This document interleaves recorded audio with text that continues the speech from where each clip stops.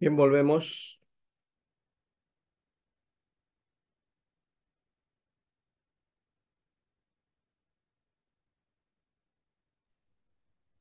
Ya nos hemos puesto ahora, vamos a ver los sinópticos en cuanto a su disposición, ¿ya? Eh, en cuanto a la disposición, se puede decir que el curso de la vida de Jesús es presentado de manera semejante, ¿no? Hay una semejanza en los tres: la preparación del ministerio, en la parte del inicio, el ministerio de Galilea, que cuentan los tres, el viaje a Jerusalén y la pasión y resurrección, que también los tres lo cuentan, ¿no? Y especialmente al final, que es muy recurrente, con algunos detalles particulares. Los sinópticos no proponen presentar una biografía de Jesús, no es una biografía de Jesús. Si nosotros pensamos en los evangelios como biografía, no hay una biografía. No nos dice el día en que nació, no nos habla, no hay una referencia más allá de algunos datos por ahí, por ejemplo, el caso del gobernante romano, o también de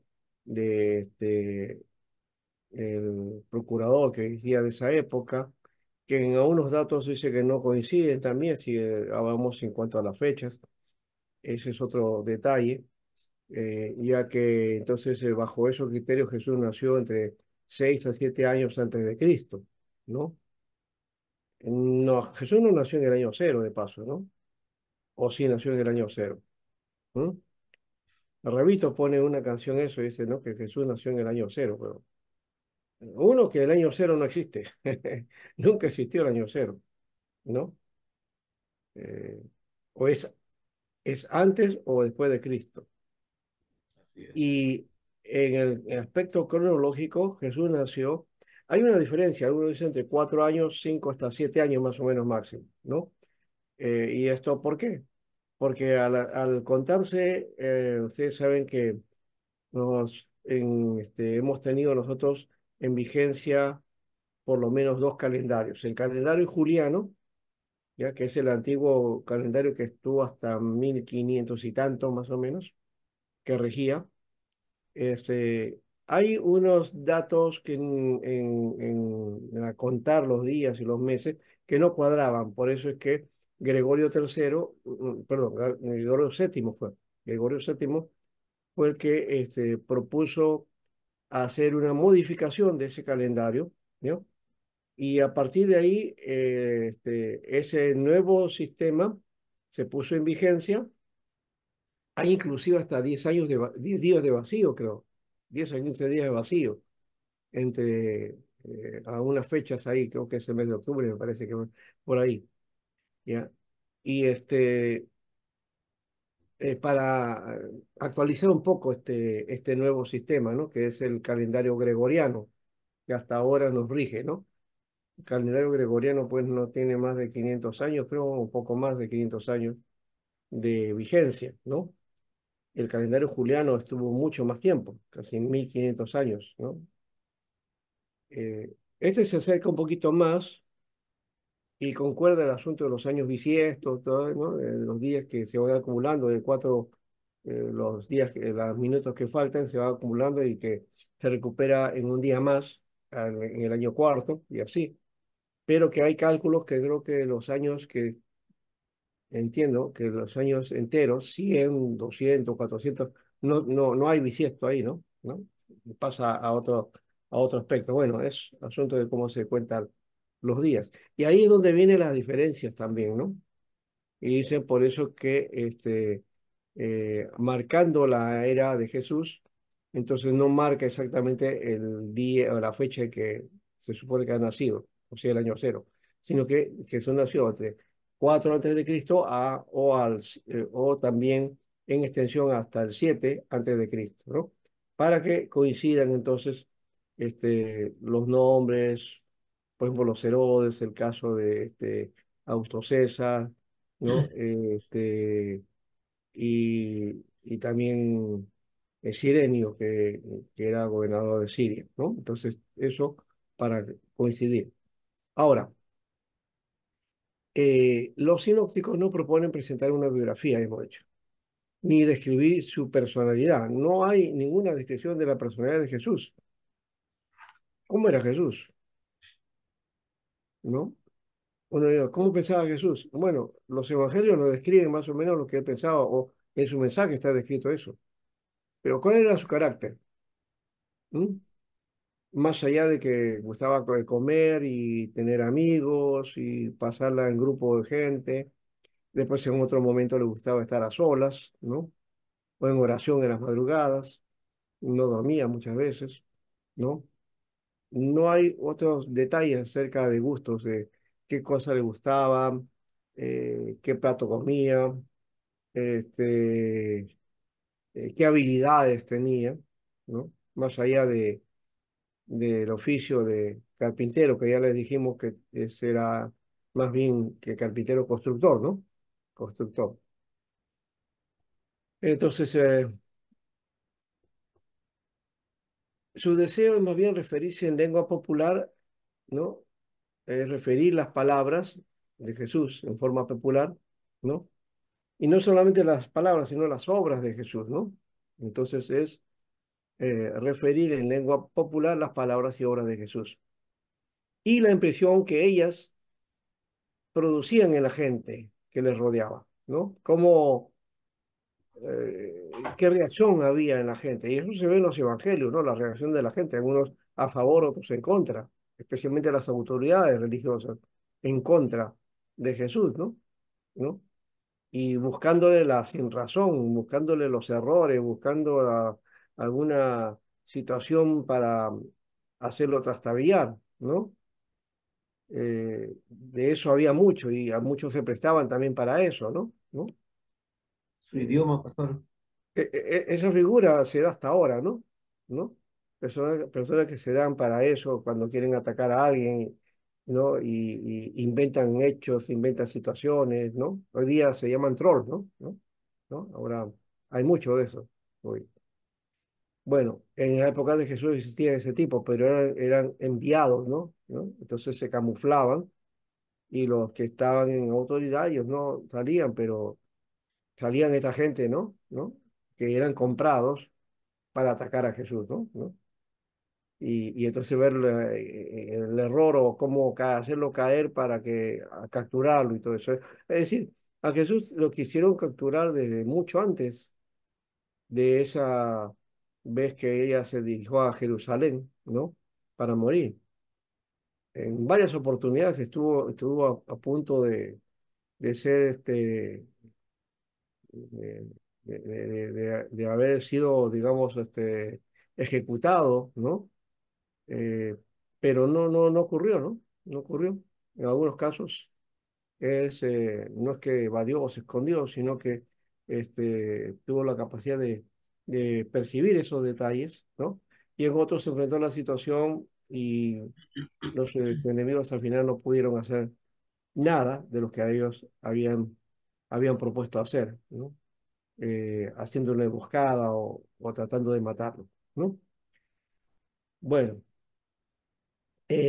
por tanto, consta de unidades independientes, o sea, cada evangelio, las narrativas que tienen son unidades independientes. A esto le llamaríamos eso de las perícopas, ¿no? Perícopas serían unidades independientes. Ahí está. Esa es otra categoría que podemos emplear de las perícopas, ¿no? Narrativas o discursivas que parecen completas en sí mismas, ¿no? Estas a menudo se suceden sin ninguna conexión temporal o espacial, ¿no? Excepto que cuentan, claro, cuentan situaciones espaciales, ¿no? O de lugar o de temporalidad, pero que no nos dicen más allá de los enlaces que hay en, entre ellos, ¿no?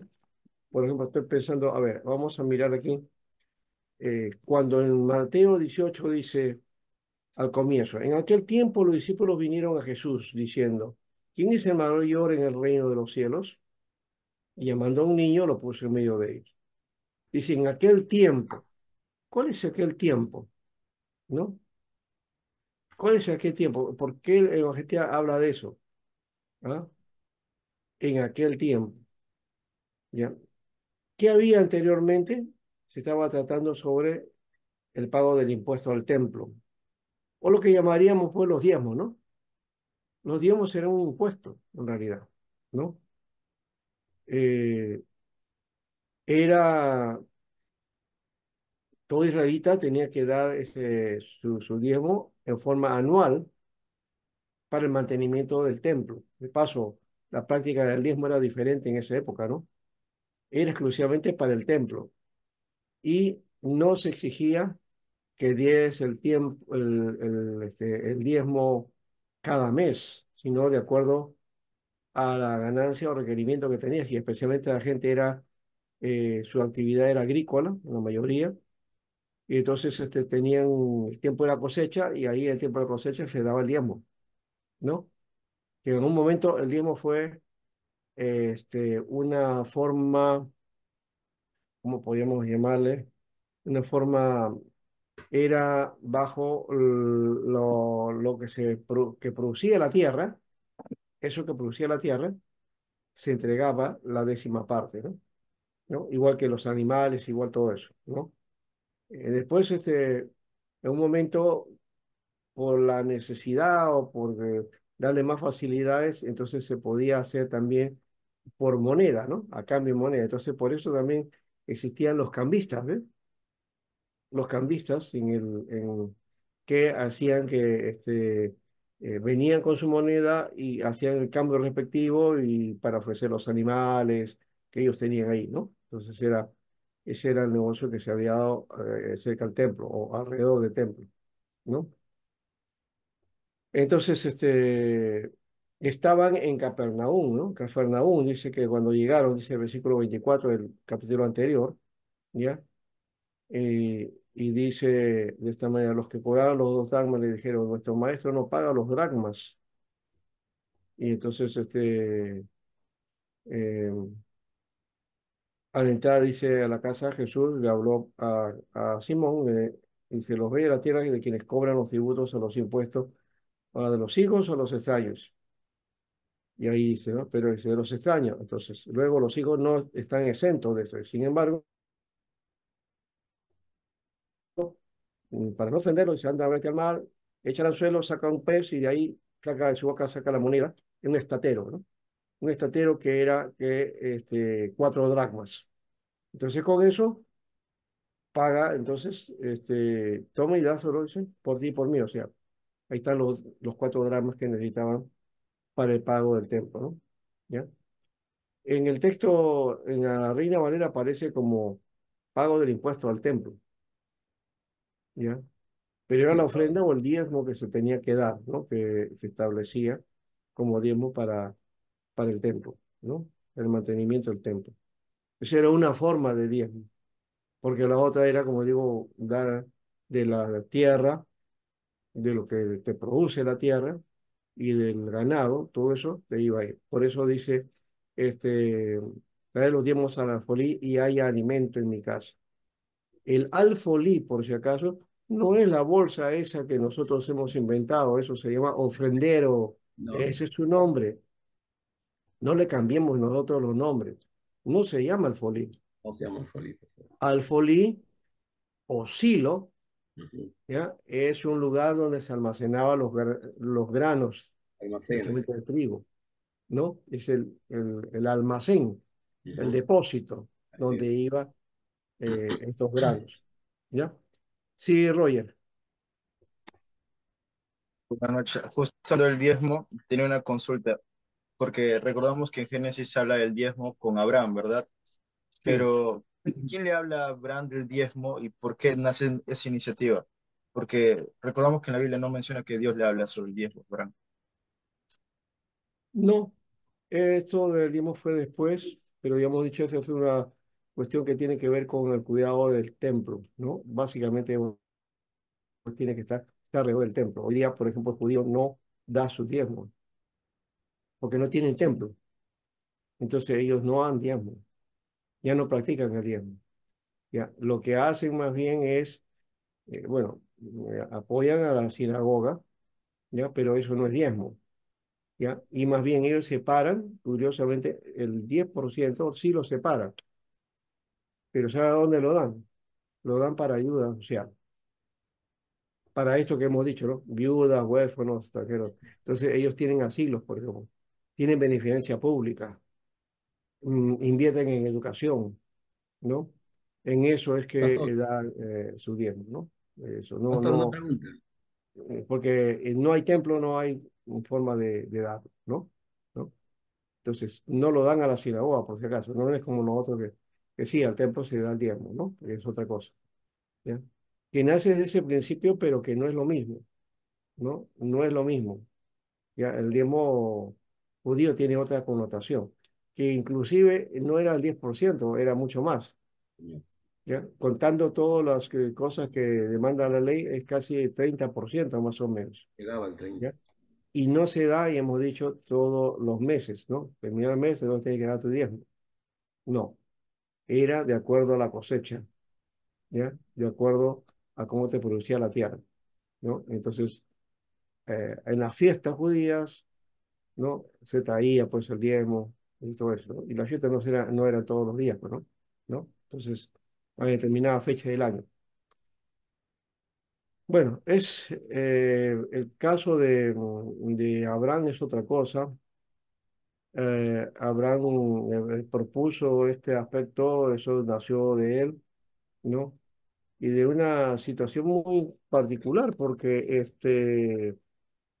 cuando se hacía guerra y uno tenía la victoria, pues todo lo requerido, todo lo que podías tomar del enemigo era tuyo.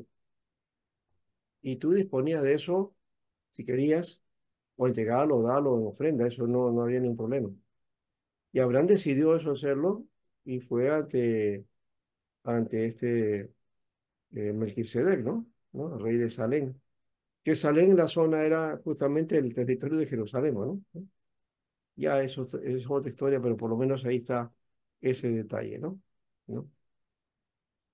Bueno, hermano Javier, ¿tenía algo? ¿Sí? Sí, pastor, quería solamente pedir su opinión con respecto de que el mismo judío se ha absolvido lo que es el diezmo y ellos como ya no practican el diezmo del Antiguo Testamento, sí lo dirigen a través de la sinagoga para la ayuda, ¿no? Como una beneficencia. Pero ¿por qué, Sí. por qué la reforma no ha cambiado eso? ¿Por qué la reforma no ha modificado, no ha cambiado eso desde el punto? No se hizo nada eso porque recuerdan que el contexto en que nace la reforma tiene que ver con dinero también, ¿no? ¿No? Y tiene que ver con las famosas indulgencias, ¿no? Entonces, parece que eso se abstuvo en eso y la práctica del diezmo ya nace posteriormente, ¿no? Cuando ya las iglesias se necesitan mantener a las iglesias, mantener ministerios, entonces la misma iglesia ya se organizan para elaborar este elemento de ayuda económica para sostenimiento de la obra. Ese es el sentido que se tiene. Deberíamos plantearlo de ese modo, por un lado, ¿no? Y pero no es una carga bíblica, creo que básicamente queda para el judío. Eso no nos exime a nosotros, por si acaso, no estoy diciendo que no, entonces no queda, no. Eso no es así. Hay una obligación y una responsabilidad. ¿Por qué? Porque las iglesias lo requieren y también está dentro de los estatutos de cada iglesia, ¿no? Entonces está dentro de eso el compromiso, cada miembro asume ese compromiso, ¿no? Claro, decimos que delante de Dios es un compromiso que hacemos para la iglesia local en todo caso, ¿no? Sí, sí, Sí, pues yo estaba sí. revisando, pastor, y yo encuentro en las cartas Paulinas que Pablo pedía para el sustento, ¿no?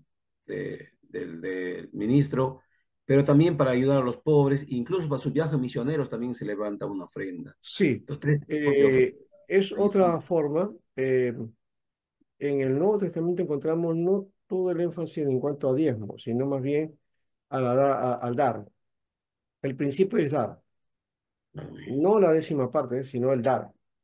Ujú. Ese principio que implicaba inclusive un elemento que hemos estado hablando en esta clase. que era la ayuda al necesitado, ¿ya? Y por eso él implanta, se ve en Roma, se ve en Corintios, se ve en Timoteo, se ve en varios lugares, cómo es esa disposición que había de la iglesia hacia los que necesitaban ayuda, ¿no? Entonces había un plan sobre eso. No sé si podemos llamarle seguro social, sistema social, no sé, ya, parecido a eso, ya, que no era obligatorio, ¿no? ¿No? Sino que era una práctica de la iglesia. Por ejemplo, eso de dar comida a las mesas, por ejemplo, ¿no? Alimento a las mesas. Eso era parte de ese trabajo, ¿no? De los que tenían necesidad, ¿ya? A los ancianos, ahí se ve ese trato. O el otro de dar mantenimiento a los ancianos que han sido efectivos en la obra. También eso, la iglesia hacía eso, eso es lo que llamaríamos una jubilación, ¿no? Algo así. El otro caso era esas famosas ofrendas de los santos, por ejemplo, Sí, con todos los años. ¿ya? Esas ofrendas no eran para la iglesia. No, la iglesia no tenía necesidad de ofrenda. ¿Por qué? Porque los pastores de esa época no trabajaban como pastores, sino tenían sus actividades propias y ellos hacían en la iglesia como pastores. Otra es que las iglesias se reunían en las casas, ¿no? No había compra de terrenos, hay que comprar un local para la iglesia. No, no había ese concepto. No había concepto de iglesia local como hoy día. El concepto era la comunidad. Los creyentes eran, la iglesia era la comunidad de fe, ¿ya? Que se podía reunir en una casa, en una hacienda, en algún lugar amplio, sí.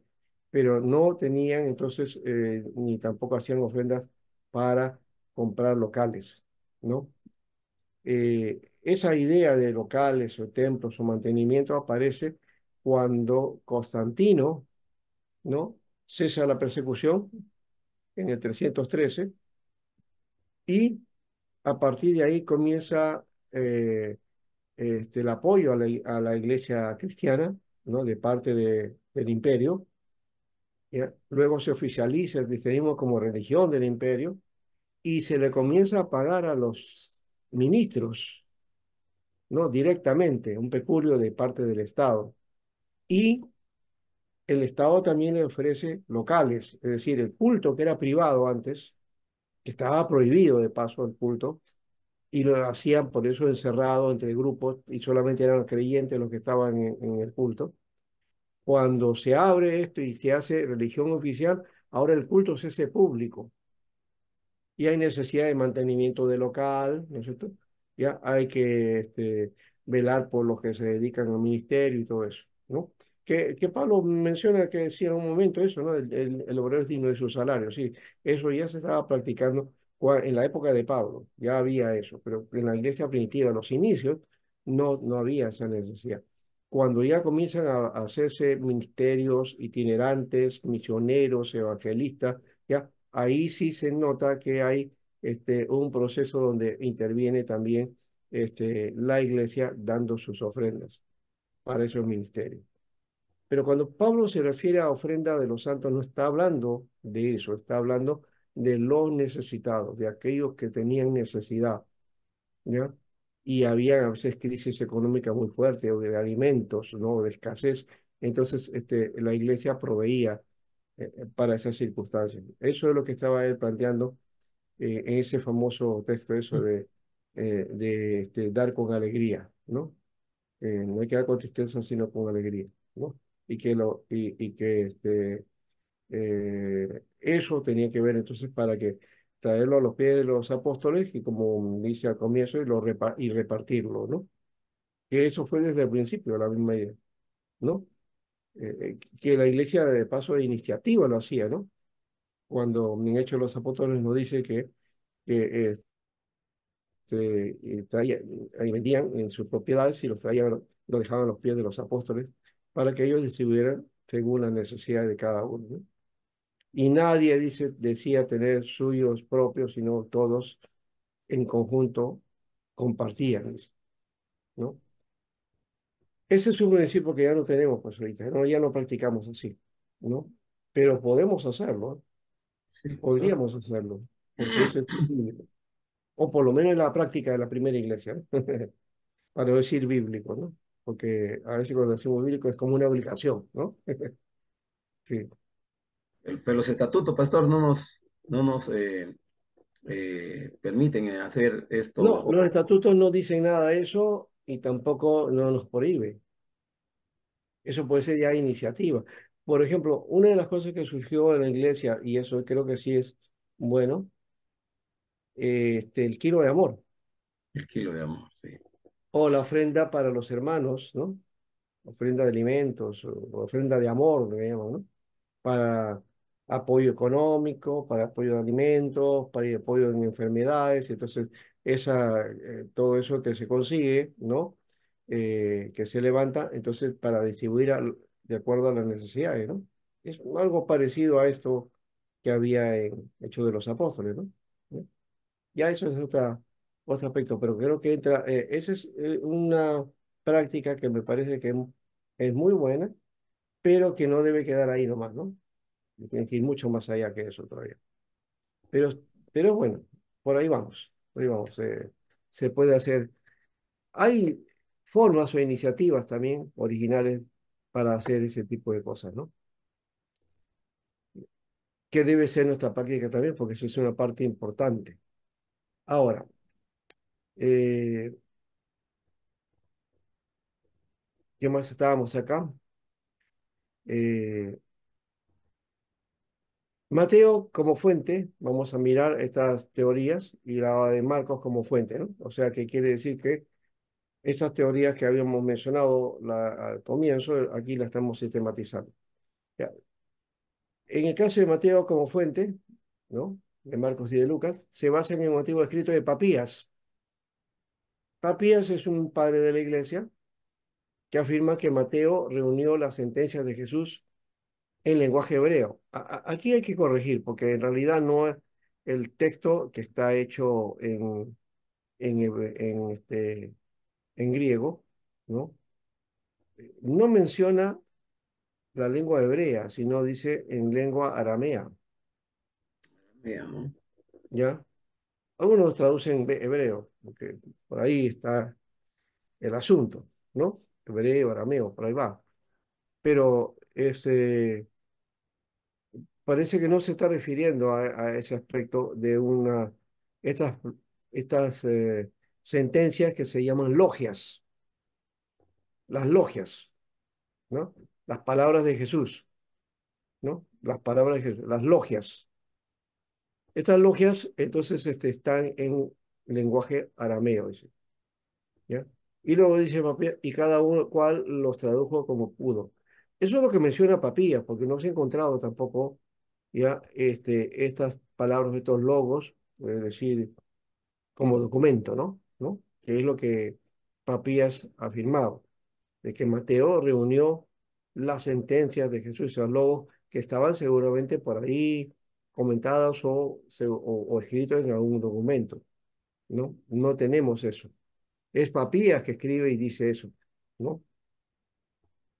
Sin embargo, otros discrepan con la interpretación que hace Papías, afirmando que él no quiso decir eso, ¿no? Que Papías entonces no está hablando acerca de estos dichos que él toma como base y que lo hace original a Mateo, ¿no? Porque no había necesidad que hiciera eso Mateo, porque Mateo después de todo era un discípulo del Señor y él seguramente tenía grabado muchas de las enseñanzas que Jesús había dado, ¿no?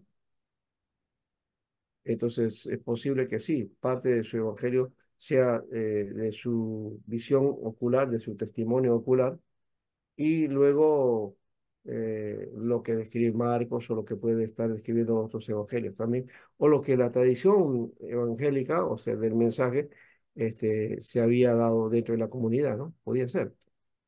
Ahora, el caso de Marcos como fuente para Mateo y Lucas, este es el más fuerte, hemos dicho, se basa en que no hay pruebas de que Mateo haya tomado algo de Lucas o viceversa, y ambos son independientes del uno del otro, ¿ya? Pero muestran dependencia de Marcos, ¿no? ese es este detalle acá, ¿no?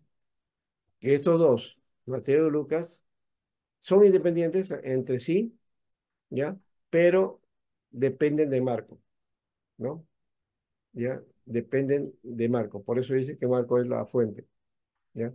Y no es al revés, ¿no? Porque hay una cantidad grande de lo que está en Marcos que aparece en Mateo y Lucas. Entonces uno diría, no, entonces es Mateo el que copió es Marcos que copió de Mateo o de Lucas. Y no, no es así, o sea, es todo lo contrario, ¿no? Esa es la posibilidad. Ahora, un solo documento como base para la triple tradición, por otro lado.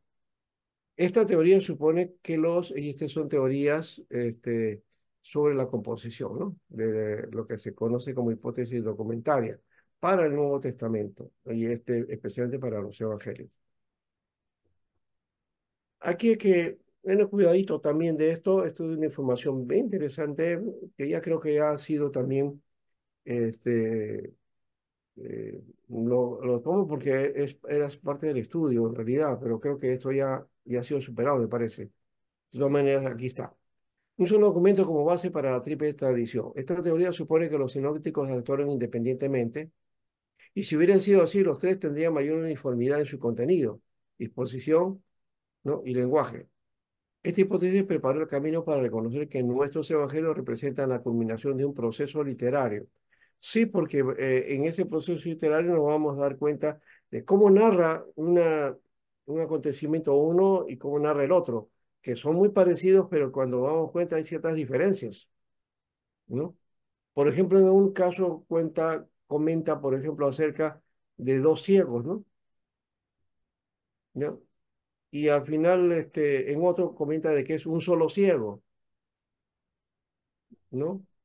Y en otro le pone el nombre inclusive. Entonces, ¿eran dos o un ciego? ¿No? Eso hay que analizarlo. O el caso cuando dice en un evangelio que Jesús salía de Jericó cuenta una historia que cuenta a un ciego. Y luego dice que en otro evangelio dice que Jesús entrando a Jericó, dice, ¿no? Vio el camino ese ciego. Entonces, ¿cuál es la figura? ¿Entraba o salía? ¿No? Depende de la disposición. Y según algunos, esto no lo puedo confirmar porque no estaba en Jericó, pero dicen que en Jericó había, eh, depende de la disposición como ponías, habían dos puertas, una puerta de salida y otra de entrada, pero estaba en la misma disposición, ¿no? Entonces, puedo hacer eso, ¿no? Que uno cometa en el intermedio como que Jesús está saliendo o en otro en que está entrando, ¿no? Depende de qué puerta está utilizando como referencia. En fin, eso podía ser. A ver, seguimos acá. Entonces decíamos, eh, por otro lado, una fuente, esta es la parte B ahora, un documento complementario como base de la doble tradición. Un solo documento para la triple tradición, ¿ya? Este, entonces, esto habla de que los evangelios son un proceso literario, ¿no? La combinación de un proceso literario. En el de documento complementario como base de la doble tradición, aquí encontramos que hay un material, ¿ya? Que posiblemente sea en el que se respaldan estos evangelios. Esta teoría intenta explicar el origen del material común a Mateo y Lucas, que presentan una serie de coincidencias frente a Marcos, que parece exigir una fuente griega anterior a Marcos. Esta fuente se que conoce como fuente Q, ¿no? Del alemán Quelle o fuente Q. Y aquí sería el siguiente esquema, ¿no? Q, que sería entonces el material común a Marcos y Mateo, ¿ya? Y fuente Q, que es común a Marcos y Lucas, ¿no? Ahora, podrían ser varias fuentes Q en todo caso, ¿no? ¿No? No una sola, podría haber a muchas otras. Eh, Como Lucas lo menciona también, ¿no? Que dice que él ha visto que muchos han contado esta historia, muchos, entonces no dice uno, o uno o dos, dicen muchos, ¿ah? Entonces, ¿cuántos han sido? No sabemos. Y cuánto de esta historia ya en alguna manera circulaba dentro de los discípulos, ¿no? Y dentro de la comunidad de fe. No lo sabemos tampoco, ¿no? En esa parte estamos especulando en parte. Pero por lo menos la especulación tiene base porque eh, en lo que plantea Lucas es que él justamente saca su informe de esto que ya se estaba narrando o que ya otros habían intentado hacer esto, ¿no?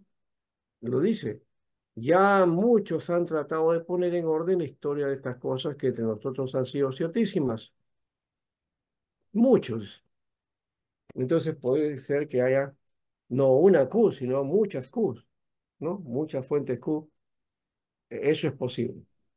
Documentación múltiple como base de todo el documento de los evangelios. Documentación múltiple es la que estoy planteando. Se supone que las palabras y los hechos de Jesús se recogieron en varios documentos que circularon entre los fieles de numerosas comunidades y este hecho obedeció a las necesidades de la vida misionera de la iglesia, pues dichos documentos serían para ayudar a la memoria de los predicadores y catequistas, tales como documentos que se reunían en pequeñas colecciones que más tarde serían utilizadas por los sinópticos, como Lucas me lo menciona, ¿no? Lucas utilizó eso, y es claro ahí, en el Evangelio de Lucas se lo dice, ¿no? Entonces, él utilizó documentos, eso, si se le llama Q o no, no sabe, no podemos decirlo, pero sí, ciertamente, él usó documentación o los dichos que ya otros estaban planteando acerca de la vida de Jesús. Y aquí está, ese es el gráfico que podemos tener, ¿ve? Y ponemos, por ejemplo, en este caso, ¿no? La primera fuente, Marcos, ¿ya? En el que se basa Mateo y también Lucas, ¿no? Entonces ahí hay una primera referencia. La otra es la segunda fuente sería la fuente Q, que es también utilizado por Mateo y Lucas. Pero también hay fuentes especiales de Mateo y hay fuentes especiales de Lucas. Y como ya dijimos también pueden haber muchas otras fuentes Q, ¿no? La posibilidad de que haya otras más. Este es un gráfico que, digamos, pinta lo esencial, porque hay muchos gráficos acerca de esto. Si ustedes miren los cuadritos que hay por aquí y por allá que se juntan entre uno y otro y nos hace ver una locura. Y yo he querido presentar solamente esto para que no se haga tanto enredo, ¿no? Tenemos solamente la idea concreta, ¿no? Bien, dejamos esa parte y ahora vamos a teorías del problema sinóptico. ¿A qué nos referimos cuando hablamos del problema sinóptico?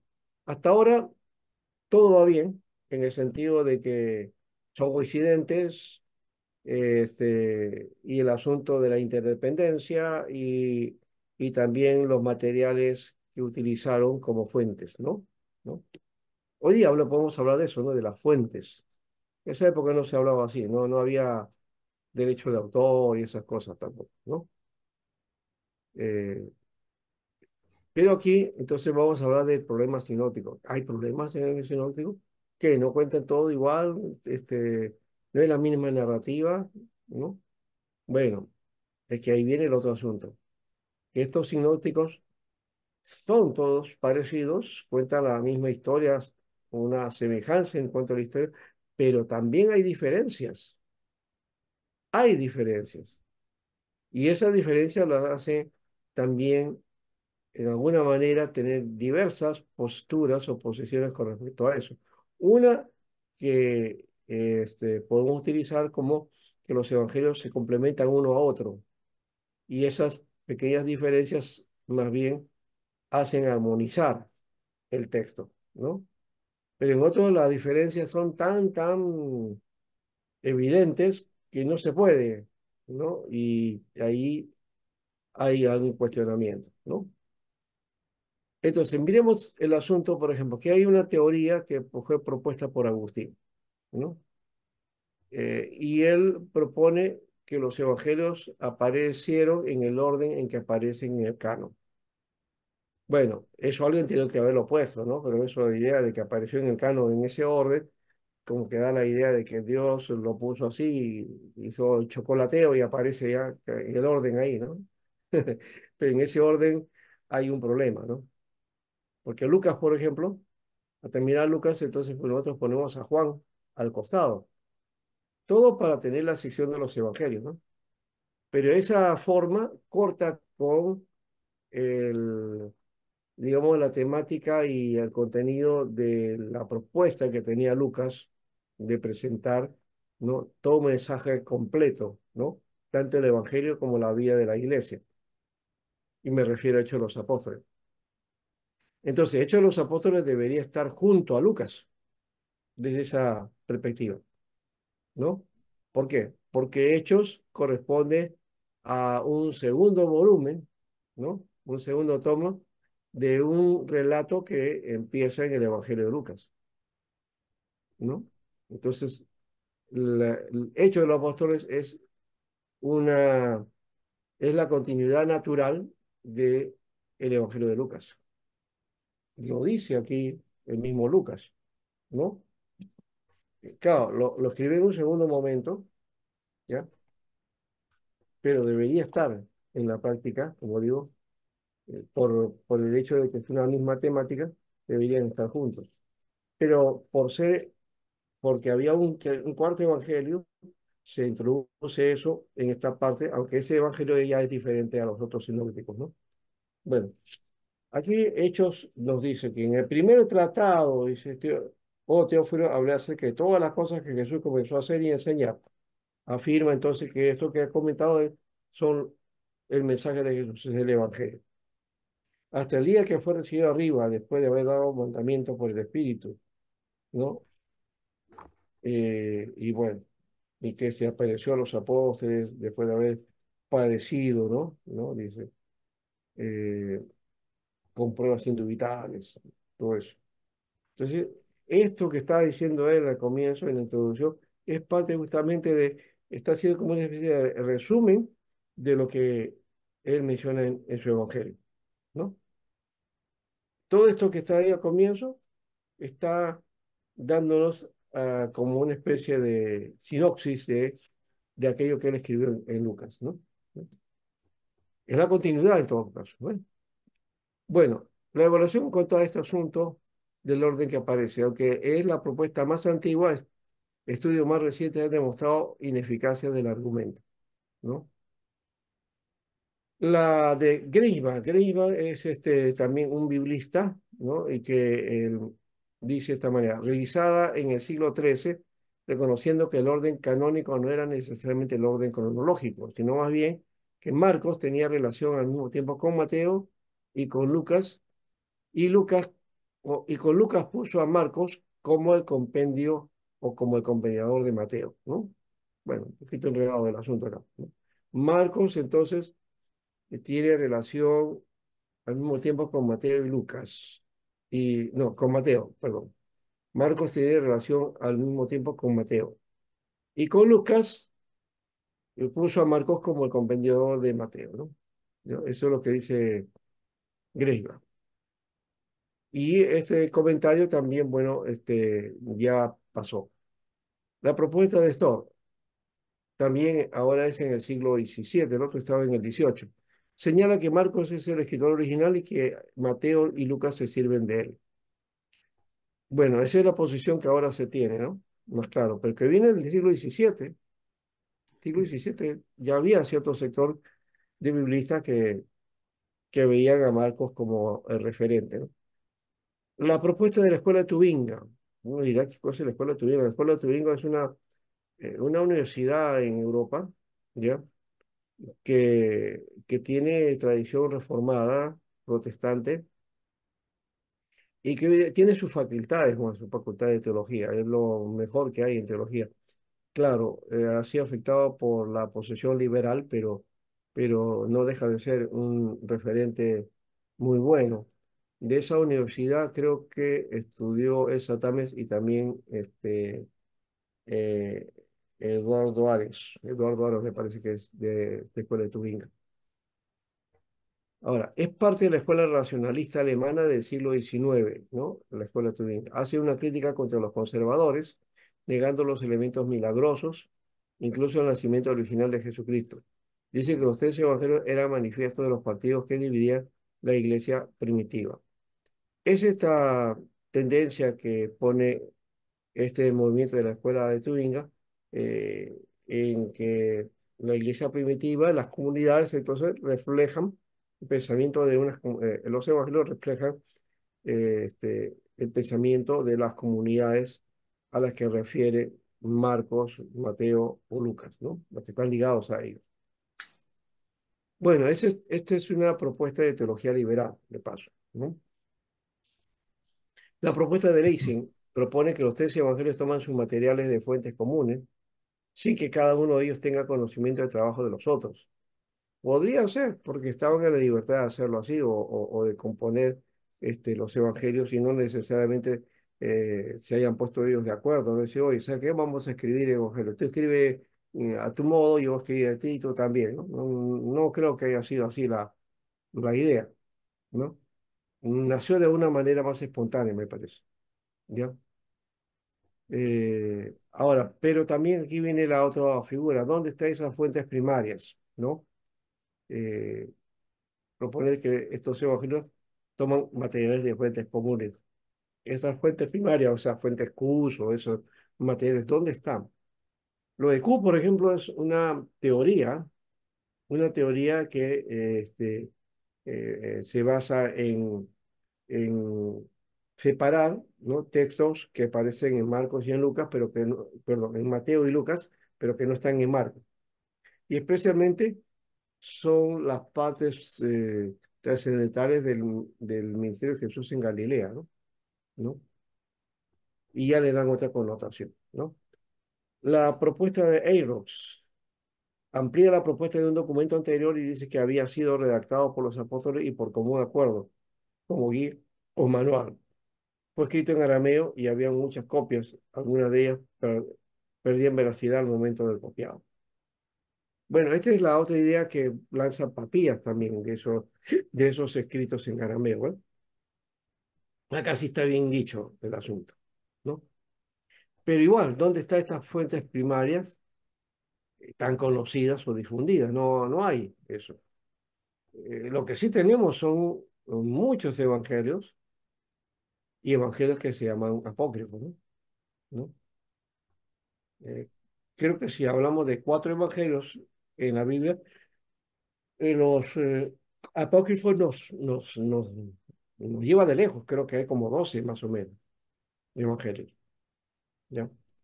Entonces, esto como referencia de alguna manera. O sea, entonces, ¿dónde están estas fuentes primarias? No las tenemos. En todo caso, son tradiciones que quedaron ahí o que se plasman en los evangelios, pero que no nos dice más allá dónde estaba su fuente, ¿no? Porque ya hemos dicho, en esa época no había esa idea de, de tu fuente, o sea, de dónde es tu origen o el origen de lo que dice, ¿no? Como muchas veces pedimos cuando en una investigación, un trabajo, ¿no? que uno hace, entonces dice, bueno, lo que está citando o lo que está mencionando, eso no es tuyo, eso es de algún autor, de qué libro lo está sacando, ¿no? Eso es la fuente, ¿no? ¿No? La fuente que uno tiene que tomar. Y de repente, Zurich también, y Sol, y bueno, la misma Adi, y algunos otros hermanos que seguramente están en la universidad o que están en medios haciendo investigación, ¿no? Trabajo de investigación. Siempre en el trabajo de investigación te piden, ¿no? que cites la fuente, ¿no? Es que pongas qué cosa, de dónde has sacado, ¿no? Esa nota, ¿no? ¿De dónde has sacado eso?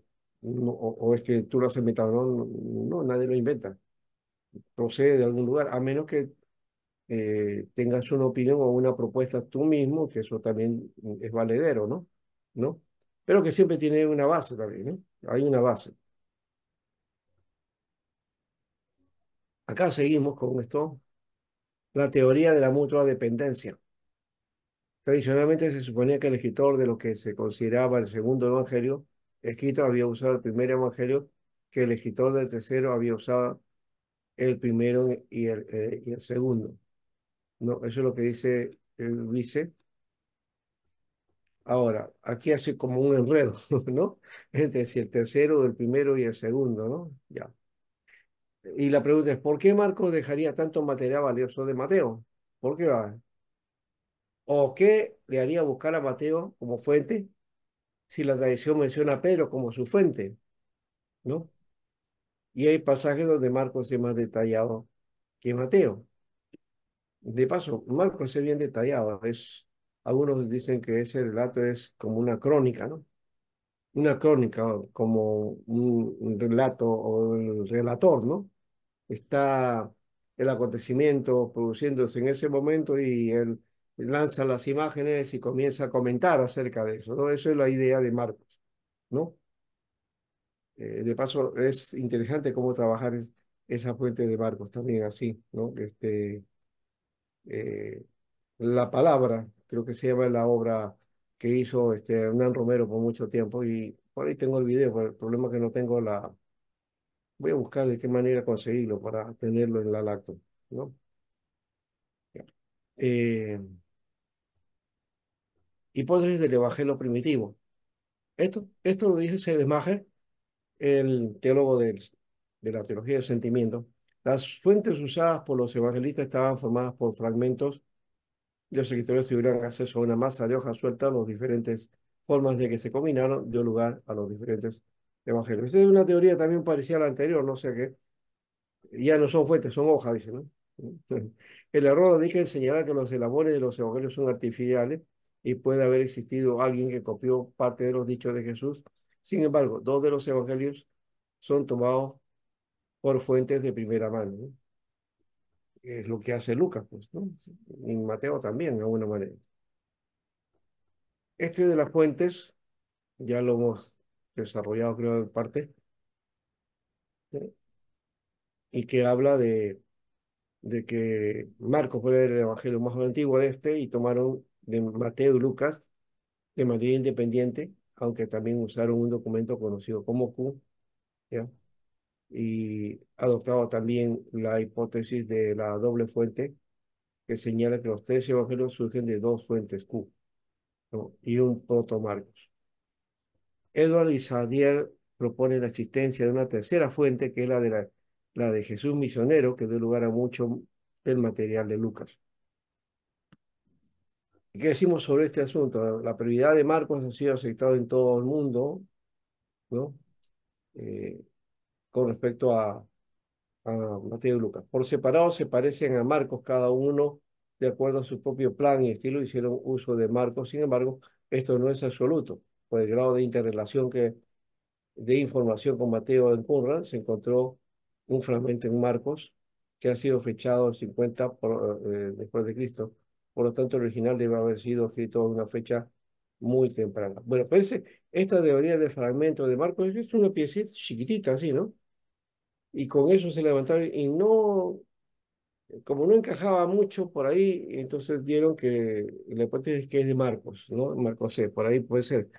Pero aún así hay un problema. Eso fue un trabajo de Joseph O'Callaghan. Ya Joseph O'Callaghan, él tenía esa hipótesis, pero bueno, aparte de eso, ya él ya falleció y los que han seguido la línea ya han dejado esa hipótesis, ¿no? Así que este asunto de Marcos 6, ese fragmento, eh, ha quedado en duda de que sea fragmento de Marcos realmente. Es un fragmento, sí, que es un documento antiguo, sí, pero de que sea de Marcos, eso es una cuestión que ha sido levantada, ¿no? No, el documento no dice nada acerca de eso. Y además son, como digo, un trozo así donde hay ciertas palabras que casi son inteligibles, solamente el experto podía conocer, ¿ya? Y por eso hasta, se ha mencionado que puede ser la posibilidad de que sea Marcos, pero no hay seguridad, ¿no? Ya se desechó esa teoría. La otra teoría, que es la teoría oral, ¿ya? Herley y Herder suponen que en una fecha muy temprana los relatos orales acerca de las palabras y obras de Jesús habían tomado una forma definitivamente fija, ¿no? muy temprano. Definitivamente no todo estaba registrado de la manera oral, también habían algunas fuentes escritas. Estos dos fuentes no se oponen entre sí. Hay que recordar también que al momento de escribirse los evangelios, algunos testigos estaban todavía con vida, que ellos podían haber corregido algún detalle, ¿no? Bueno, ahí tenemos entonces eso, ahí estaríamos teniendo para hoy día sobre este aspecto del origen y cómo ha sido compuesto, de qué manera, si ha habido valor entre uno y otro, ¿no? Muy bien, creo que ya estamos, bueno, todavía estamos en el momento, yo pensé que estábamos ya al Media hora. final, o habíamos pasado las 10, Unos pero minutos. todavía estamos en el tiempo. Entonces vamos a aplicar algo que creo que, a menos que, bueno, quieran hacer alguna pregunta o comentario de lo que hemos estado haciendo. Y si se ha entendido también, porque esto parece como que un poquito más enredado, ¿no? Pero espero que se han entendido. A ver, Pastor, yo tenía, con respecto a los evangelios sinópticos, Mateo y Lucas solamente relatan del nacimiento de Jesús. ya, sí. Luego, Marcos como Juan no lo relatan. Mi pregunta es, ¿por qué no lo relataron? ¿Acaso no fue importante para, para ellos como judíos? Y trayéndolo a la actualidad, entonces nosotros, ¿por qué como iglesia reformada, que estamos muy pegados a la tradición, resaltamos mucho la Navidad y el nacimiento de Cristo? Bueno, eso nace posteriormente, en todo caso, no es tal como nosotros tenemos la tradición de guardar la fecha de Jesús, inclusive hay también mucho de comentarios sobre eso, discrepancias entre uno y otro con respecto a cuándo nació Jesús, o si es 25 o no es 25, ¿no? Si es correcto o no mencionar el detalle del nacimiento de esa manera. Eso, el texto de los evangelios no nos dice nada, Ujú, ¿no? Empezando por eso, no nos dice nada. Entonces, al no decirnos nada, entonces queda uno ver cuál era la forma, digamos, dentro de la cultura semita de las festividades del nacimiento de un hijo, ¿no? ¿No? ¿Cómo se celebraba? Si había una celebración o no, o si inclusive esta figura de la celebración del cumpleaños, que es muy popular entre nosotros, ¿no? Entre los latinos, siempre celebramos nuestro cumpleaños, ¿no? Hay culturas que no hacen eso, eso no es su práctica, ¿no? Entonces, como no es su práctica, no podemos nosotros tampoco verlos como extraños o raros, ¿no? Porque al final eso es un asunto, digamos, de la misma tradición que uno procede, pues, ¿no?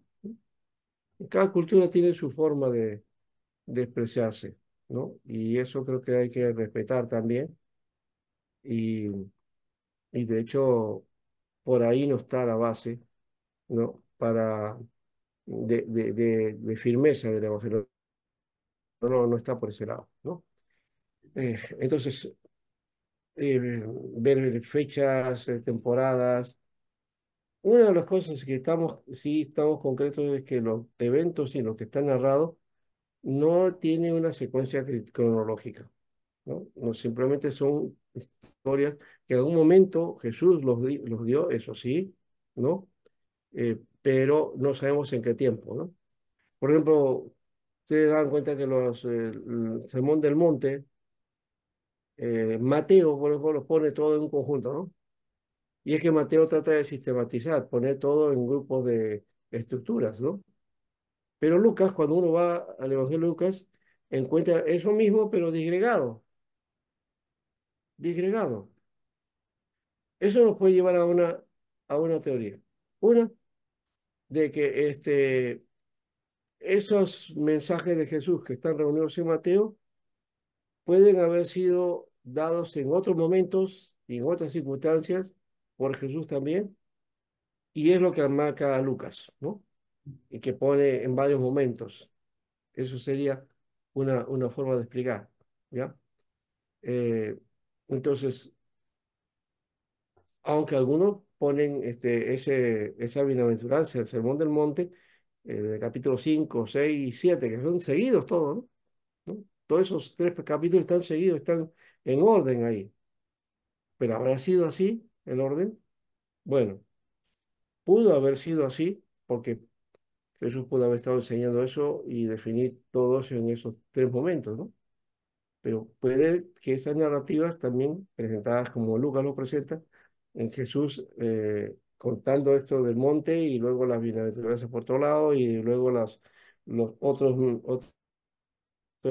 mensajes que corresponden a esto que parece como un sermón entero, está llegado en el Evangelio de Lucas, ¿no? Entonces, esa es una situación ya del orden que pone cada uno en su estructura, ¿no? ¿Cuál es la lógica que utiliza, ¿no? Ese es el asunto. Lo importante es que al final cuenta el mensaje de Jesús, que eso es lo que cuenta, Ujú. que eso es lo que marca, ¿no? Muy bien. Aquí estaba viendo algunos, a ver si por aquí sale, algunos mapas. Acá está el mapa de Roger, por ejemplo, está. Ya. Puso casi todo, eh, solo que acá faltó Galilea, ¿no? Sí, puso el mar de Galilea, ya. Eh, pero no está Galilea acá, no está Nazaret. Acá está Nazaret, está Cana, sí, eso sí está. No le exigimos que ponga acá este, esta sección, este arbolito de Séforis, ¿no? Es otra. Pero por lo menos está lo principal acá, ¿no? Aquí sí nos ha puesto Jerusalén. ¿Qué pasó? Y no has puesto Belén, que Belén está por este sector. Ya. No, para este estaba, para este lado, pastor. Por este lado, pues, por este No, lado, no, ¿viste? no, para la izquierda, la izquierda, la izquierda. No, Belén está para el lado derecho. Jerusalén está para el izquierdo, sí. Jerusalén, sí. Ya. Me refería a eso, ¿no? Ya. De todos modos, va el asunto. Ya. A ver, aquí hay otro mapa. Eh, bueno, ¿qué han encontrado ustedes en el caso de Marcos, los primeros capítulos? Ve acá sí está, Capernaum, Bethsaida, Galilea, está bien. Acá está Jericó, está Jerusalén, ¿eh? Y a la que Belén lo puesta acá, pero Belén no está aquí, ¿ah? Belén está por este lado, me parece. Pero bueno, ya. ¿Cómo van entonces el asunto de de la lectura? ¿Qué cosas han encontrado? ¿Ya? En estos 5 minutos que nos quedan.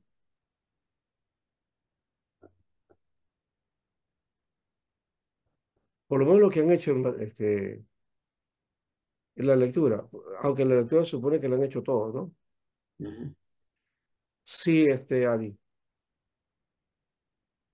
Pastor, disculpe.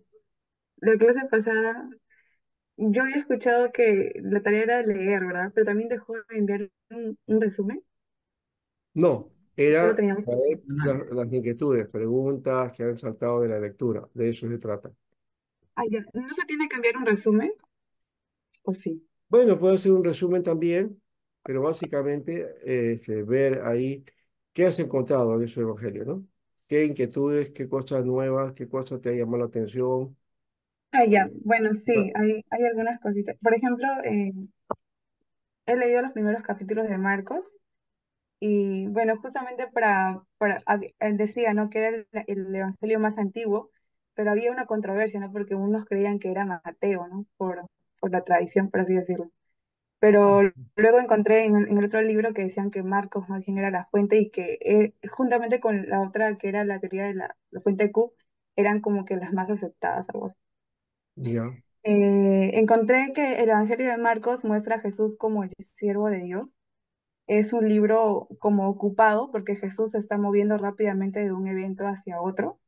Ujú. Eh, el Evangelio de Marcos nos muestra más las obras de Jesús más que las palabras de Jesús, a diferencia de otros evangelios.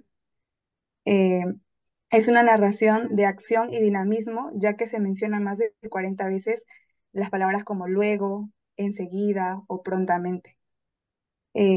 Bueno, presenta a Jesús en acción, ¿no? Nos muestra a Jesús como el poderoso Hijo de Dios o como el siervo de Dios.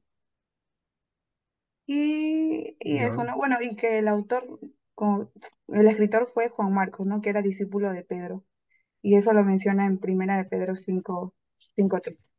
Y bueno, hay una palabrita que sí me llamó bastante la atención, pastor, que la verdad no lo sabía, ¿no? Que es el nombre de Jesucristo. Yo sé que conocemos acerca de Jesús, del Cristo, pero fui un poquito investigando acerca de qué significaba Jesús y esto me llamó la atención porque de verdad no lo sabía. Dice que Jesús está en griego, y no sé cómo se pronuncia, pero es Jesús, con un sombrerito en Yesu, la Yesu, yes, ajá. Y en hebreo es como Yeshua, ¿no? Y este Yeshua, Yeshua, Yeshua, sí, porque tiene Joshua. sombreritos. Ajá, sí. Eh, y es interesante porque esa palabra de Yeshua, que tiene sombreritos, es las primeras dos palabras es la abreviatura de Jehová, ¿no? Que es Yahvé, Ya, y Yasha, ¿no? Ya es Ujú. Yahvé y Yasha significa rescatar, liberar, salvar. Entonces, la palabra Jesús significa Yahvé salva o Jehová es la salvación. Y esto me Sí, pareció muy interesante que no sabía, la verdad. Y luego el Cristo también, que el Cristo significa el ungido, el Mesías, pero dependiendo, ¿no? del idioma, porque en griego es Christos, con tilde en la O, que significa ungido, y en hebreo Mashiach, o Mashiach, Mashiach, Mashiach. Mashiach, que significa Mesías, ¿no? Eso me Ujú. pareció muy interesante porque el primer versículo dice el principio del Evangelio de Jesucristo, Hijo de Dios. Entonces, ahí me puse un poquito a investigar acerca de eso. Muy bien. Bueno, has estado buscando bien, me parece. Muy bien, te felicito, Adi. ¿Ya? Creo que está muy bien eso. Y también los demás busquen también ese empeño, ¿no? De esos detalles. Entonces, ya te has buscado por lo menos esos datos que no lo hemos mencionado, pero que está presente, ¿no?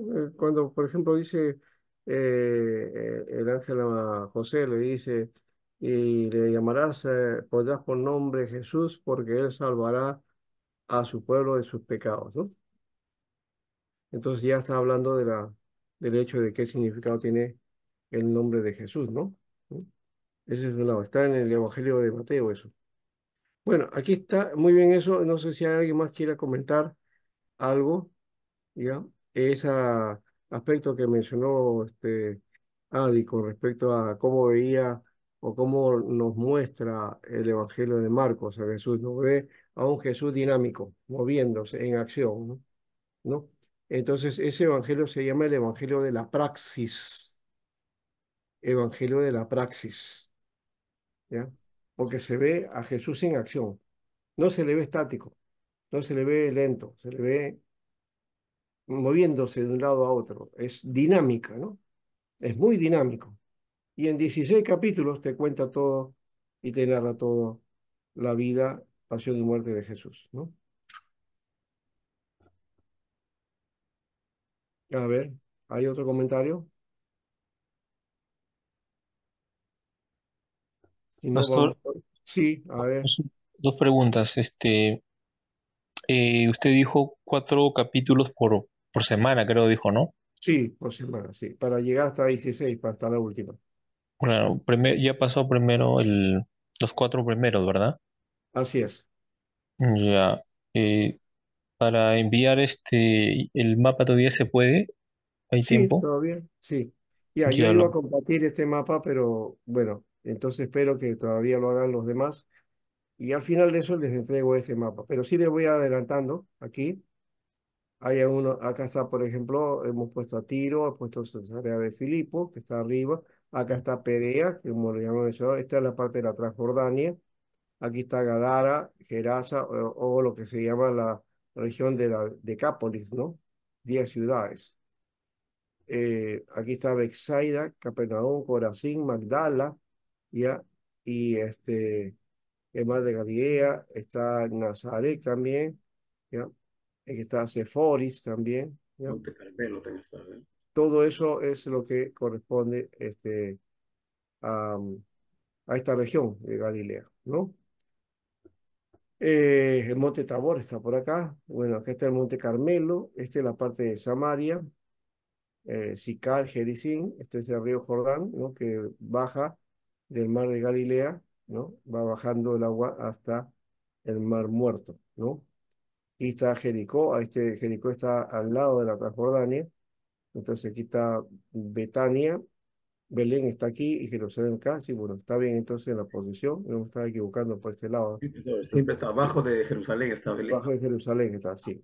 Herodión, Engadí, Masada, ahí el resto que quedó el, el fuerte de Herodes, ¿no? Hecho en una meseta. Acá está Berseba, está la parte toda de Judea, la provincia de Judea, y la parte de la costa donde está. Este es Gaza, este es el territorio que hoy día Israel está invadiendo, ¿no? Y que le está quitando a Palestina. Bueno, está Ascalón, Azoto, este es Yagne, o Jania, cerca de Jope. Ese es el lugar donde dice que se decidió el canon del Antiguo Testamento, ¿no? Bueno, está Lida, Emaús aquí, Emaús, Arimatea, ¿ya? Hay ¿se acuerda de José de Arimatea? José de Arimatea, porque él era de Arimatea, ¿no? Y ahí está un personaje que era de Emaús también. Ah, no, los discípulos de Emaús, ¿no? Porque estaban camino de Emaús, ¿no? Y así. Kerioc no está acá, por ejemplo. Kerioc es el lugar donde nació Judas, Judas de Kerioc, o Judas Iscariote, ¿no? Iscariote, sí. Bien, ahí está, bueno, sí, más o menos el plan, ¿no? Y nos distribuye bien. Ya, pueden hacerlo entonces todavía, ¿ya? Bueno, no hay más preguntas, gracias. Creo que ha sido un buen momento. Y por lo menos de la primera parte, ya sabemos. Marcos, Evangelio de acción, ¿no? La praxis. ¿Qué más? Jesús se muestra activo, ¿no? Muy dinámico, ¿no? La vida del ministerio de Jesús fue dinámico, así lo presenta Marcos, lo presenta así en acción, ¿no? Es como habíamos dicho, no sé si alguno es periodista o ha estudiado periodismo, pero cuando hay un reportero, está en acción, está en el momento, están sucediendo las cosas, ya, y va contando, ¿no? Eso es lo mismo que ese Marco, ¿ya? Y dinamiza el asunto, ¿no? Cuenta, muy bonito ese evangelio de esa perspectiva, ¿no? Y es el evangelio de poder, es el evangelio de milagros, de sanidades, es el milagro, es el evangelio que muestra a Jesús como servidor, ¿no? Pastor, solamente para terminar, eh, todos los evangelios se escribieron año después, ¿no? Por De los supuesto. acontecimientos. Primero hubo Hay- el mensaje oral, recuerden, y ese periodo debe haber durado unos 20 años más o menos de oralidad, ¿no? claro, pero bueno, ahí hay muchas preguntas que flotan, ¿no? Ujú. Pero yo creo que, o sea, mi hipótesis mía es de que sí hubo personas que escribieron ahí, ¿no? Tomaron notas al momento, ¿no? Sí, posiblemente sí. No Claro, sé si haya habido esa inquietud de algunos que van y van anotando cosas en el momento. No sé, podría ser. No, no sería nada raro, pero no sé si esa fue costumbre. Pero sí entiendo que lo normal es que una narrativa, una historia se cuenta después, siempre se cuenta después. Sea por un historiador, sea por un novelista o por un documentalista, siempre la historia siempre se cuenta posterior al acontecimiento, al hecho mismo, ¿no? Muy pocas historias se cuentan al momento y ya está, inmediatamente sale, ¿no? Esos son crónicas, por ejemplo, ¿no? En un partido de fútbol sí sucede eso, ¿no? Al momento de terminar el partido ya emitiendo, ¿no sé, todo el informe, los detalles, todo lo que ha pasado, ¿no? haciendo ¿cómo llaman los datos de información, las tablas y todo eso, ¿no? Ya. Eso es porque el tema lo requiere, ¿no? Pero en una narrativa así natural de cosas que ocurren en la vida, eso no siempre se va de esa misma manera, ¿no? ¿No? Pero no deja de ser posible, claro. ¿No? Claro, porque, o sea, hay una distancia regular, ¿no?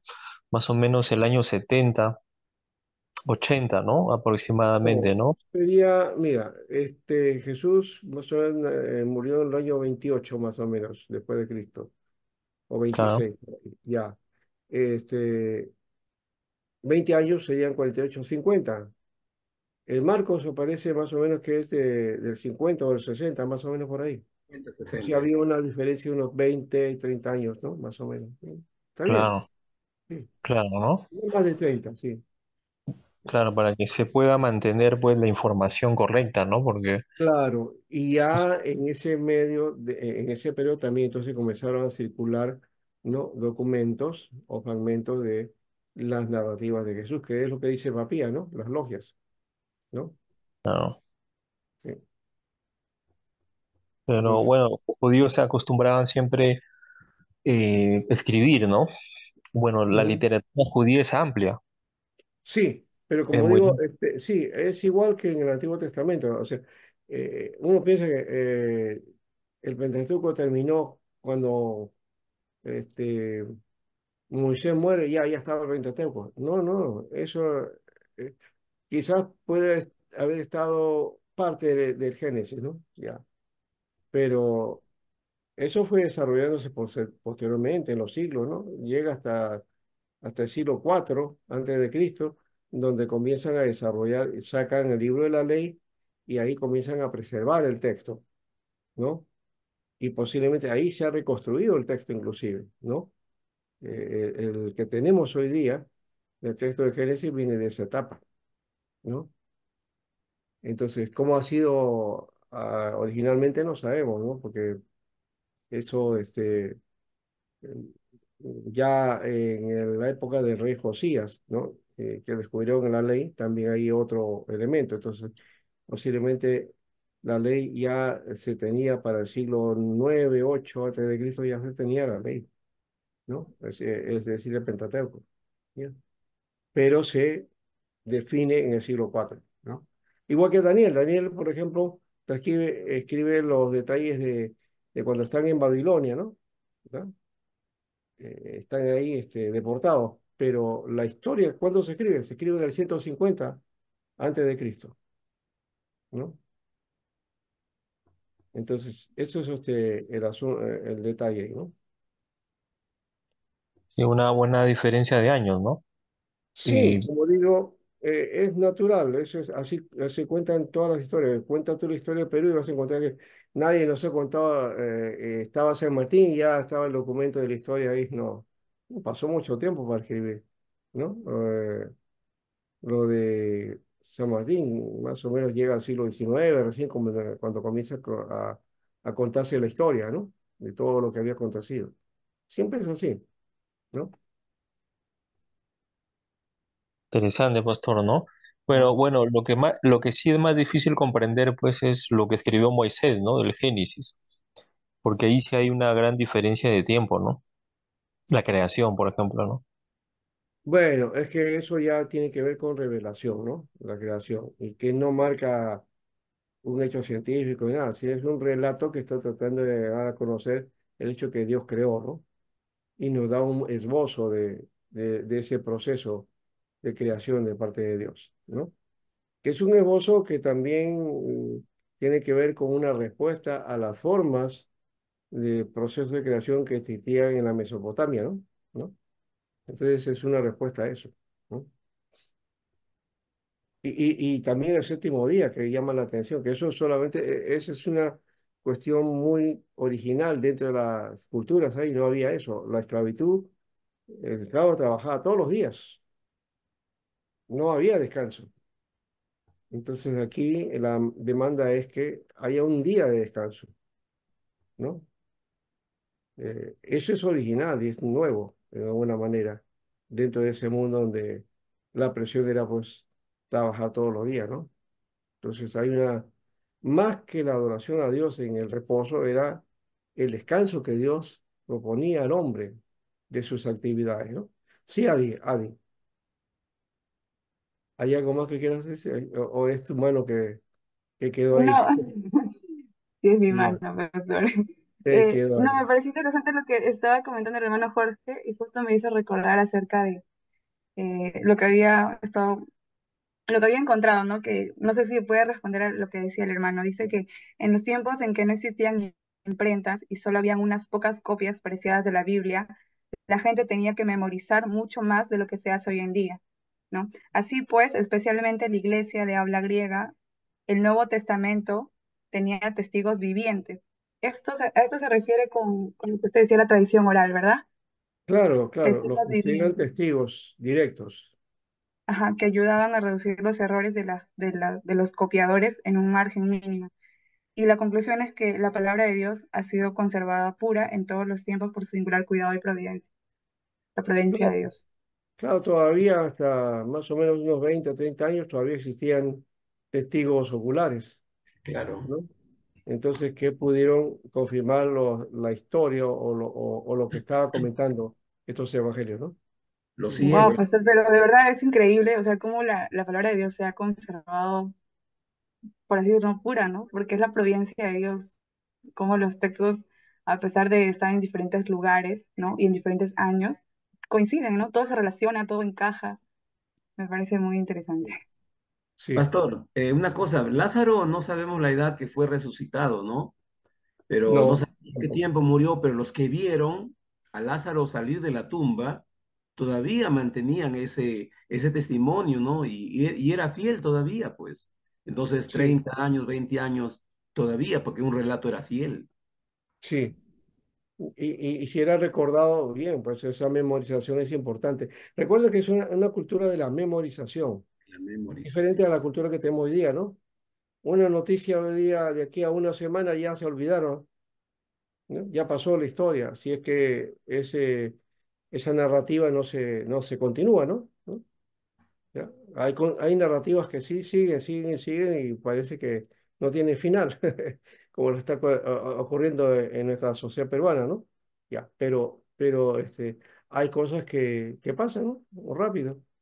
Y al Sí, mes ya te olvidaste de inclusive, ¿no? ¿No? Es una hasta el libro de los sociedad hechos. con falta de memoria, pues, ¿no?